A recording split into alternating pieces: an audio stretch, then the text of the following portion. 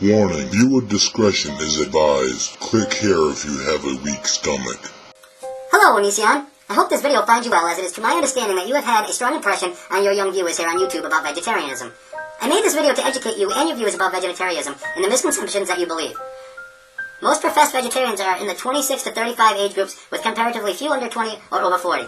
Young impressionable people learn a little about ecology, and thanks to Onision, we have learned that animals are brought up in unnatural surroundings and fed hormones and chemical supplements to make them grow faster or leaner, and that those substances remain in the meat which we eat. We have also learned that pollutants, pesticides, and other toxic substances drain into our waterways and seas and are eaten by fish in which we eat. Onision knows that the protein he got from meat and fish is necessary for his health, but he learns that many vegetables such as cereals, beans, nuts, and seeds contain protein. Besides, he can ensure an adequate protein if supplements his diet with indirect animal sources such as milk, cheese, and eggs, without having to kill anything. In Onision's videos, he will lead you to believe that a diet lower in meat and higher in vegetables is healthier. Then Onision will tell you that meat production is a waste of the earth's resources. The high-quality grain which is fed to animals, which are then fed to us, would be used more effectively if we did without the animals and ate the grain ourselves. Not only would that grain feed more of us, but he believes the grain could itself be used to grow even more grain to feed the starving.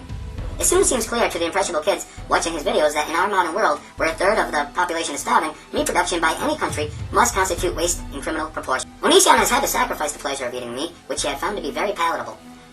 But his conscience is clear, and he is assured of a healthier life. Unfortunately, it isn't as simple as that. Onision knows a little, but the adage that a little learning is a dangerous thing was never truer than it is in this context. Onision will ask you, how can you justify killing an innocent animal for food? This question may seem difficult to answer at first, but really it is not. Would it be reasonable to ask a lion to justify his killing of an innocent gazelle? Of course not. It is natural for the lion to kill the gazelle, and that is justification enough. And what if the gazelle is right not to be eaten? If you put it this way, you can see that such questions are really meaningless. The same is true for us, for we are not a vegetarian species. But if the desire not to kill animals is Onision's reason for his stance, then he should know that when land is farmed for food crops, more animals are killed. Most vegetarians are motivated, at least in part, by their view of immortality, of exploiting animals, and most of them, of course, are city dwellers that have never experienced working on a farm.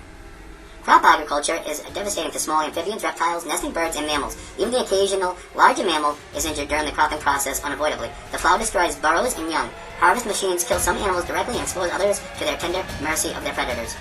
If Onision is as passionate about these animals as he claims he is, then he must simply starve himself to death. Onision, I await your response.